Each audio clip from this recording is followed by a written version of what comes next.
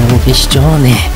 자, 일단은요, 상록수역이 GTX 역사로 확정되었다는 이 어마어마한 소식, 기쁜 소식. 자, 지난 1년 전에 한번 공부했던 내용 영상 한번 간단히 한번 보시겠습니다. 바로 GTX-C, 덕정, 수원 있는 GTX-C 노선 중에 금정에서 상록수역으로 분기가 돼가지고 상록수역 GTX를 건설한다. 이것이 보도가 됐습니다. 저는 이걸 보면서 야, 인생이라는 건 정말 알 수가 없구나. 인생이라는 게 어떻게 흘러가는지 알 수 없다.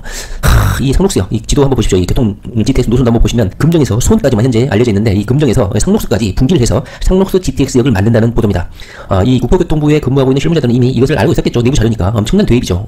비밀 자료라고 할 수 있죠. 그래서 이미 상록수 가가지고 이미 국토교통부 직원들 다 투자를 했겠죠. 이래서 인생이라는 건 알 수 없는 겁니다. 상록수역 주변의 아파트 오늘 하루 만에 5억 정도 뛰지 않을까. 5억 정도.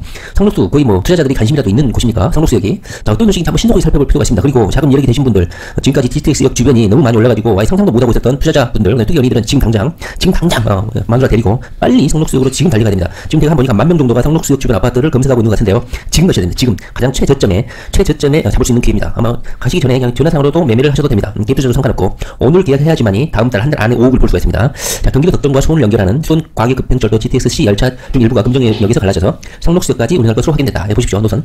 GTX-C 노선이죠. 덕정에서 의정부, 창동, 광운대, 청량리, 삼성, 양재, 과천, 금정, 수원, 삼성역을 지나고 있기 때문에 이게 무시할 수 없는 노선입니다. GTX-B 노선이 보잘것없는 것이고 GTX-C 노선은 괜찮은 노선입니다. 경부선철도의 용량이 부족한 탓에 GTX 열차 25%가량을 안산선으로 빼낸 뒤 상록수역에서 되돌려 나와야 하기 때문에 상록수역 주변인 안산 일부가 GTX 수혜권에 포함이 되게 됐다. 자세히 보시면 용량 부족 때문에 어쩔 수 없이 상록수역까지 GTX 열차를 뺐다가 다시 빠꾸해서 나와야 된다. 열차 용량상 확보를 위해서 상록수역을 GTX 노선으로 할 수밖에 없었다. 이 소리입니다. 자, 국토교통부는 GTX-C 최대 운행 횟수가 하루에 122회로 산정이 되어 있고 새로 건설하기를 과천, 청사역, 창동역 구간, 경원선, 과천선과 경부선 등 기존선을 포함해서 약 75km 전 구간을 모두 운행할 경우 이 122회를 운행을 해야 된다고 합니다. 문제는 기존선 구간 중 하나인 경부선의 용량이 부족하다. 금정역, 수원역 구간에는 이미 수도권 전철과 일반 열차 등 많은 열차가 다니고 있죠. 현재 이 GTX-C 노선이 달리는 길이 바로 지하철 1호선 선로를 공유하는 현재 그런 식으로 진행되고 있고 경기 타당성 분석할 때도 1호선을 공유하는 것으로 고려가 됐죠. 경기 타당성 분석일 때.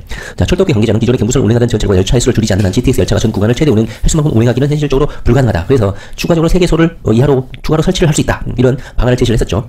금정역을 거친 이후에 GTX 열차 30회를 회차시켜야만 하는데 금정역, 수원역 사이 경부선 구간에는 그럴 만한 회차 지역이 없다. 그래서 상록수역까지 뺐다. 이 소리입니다. 이 때문에 금정역에서 갈라지는 안산선을 회차 노선으로 사용하고 이동거리가 상대적으로 길지 않는 상록수역에서 되돌아 나오는 방안이 낙점이 됐다. 결론이 났다. 이 소리입니다. 지금 가야 됩니다. 안산선으로 들어선 GTX 열차는 중간에 다른 역은 통과하고 상록수역에서만 정차한 뒤 회차할 계획이다.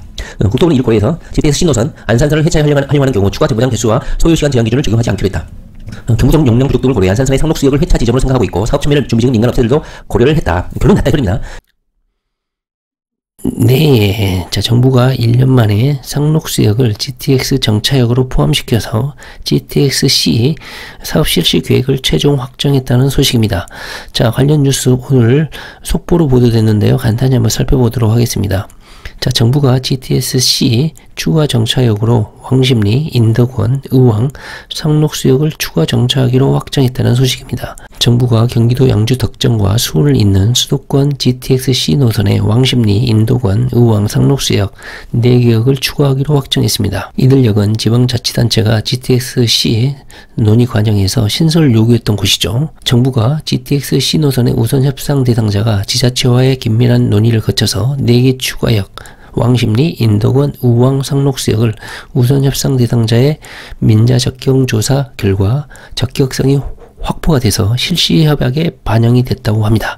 실시 협약에 반영이 됐다는 거예요. 그 이후 절차는 KDI 검토, 민간투자사업심의위원회 심의 절차를 거쳐서 확정이 된다고 합니다. 뭐 이런 절차는 형식적인 절차라고 보시면 될 것 같습니다. 시공업체는요, 현대건설 컨소시엄이고요. 현재 GTX-C는 10개 역으로 기획이 됐는데 지자체의 요구도 있었고 환승 요구가 있었죠. 지방자치단체의 추가 정차역 요구 때문에 왕십리역, 인덕원역, 그 이후에 8월달에 의왕역이 추가가 됐고요. 최종적으로 2021년 12월 막바지에 선로 용량 문제 때문에 상록수역이 추가가 됐습니다. 현재 이재명이나 그다음에 윤석열 후보 같은 경우도 GTX-C 플러스 이렇게 해가지고 5위대역까지 연장 공약을 내걸고 있던 차에 상록수역은 피할 수 없는 역이었죠.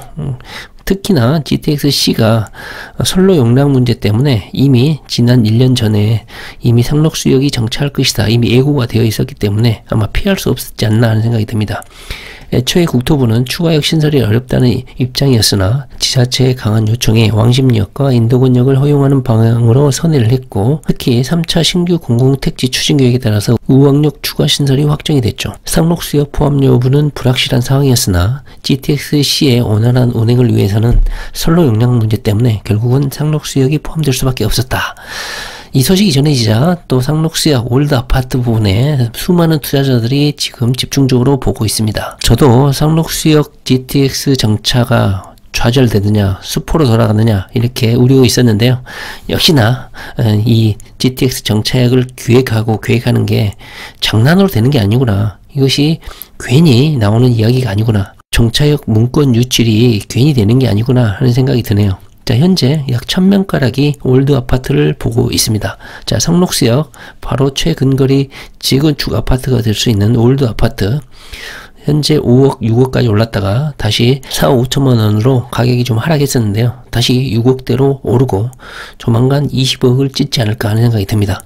자, 상록수역 우리 올드 아파트 주민 여러분, 그리고 여기 번호주공, 그 다음에 상록수 태형 아파트, 자, 축하드립니다. 자, GTX 상록수역이 확정됐다는 소식, 네, 영상 공부 열심히 하시기 바랍니다.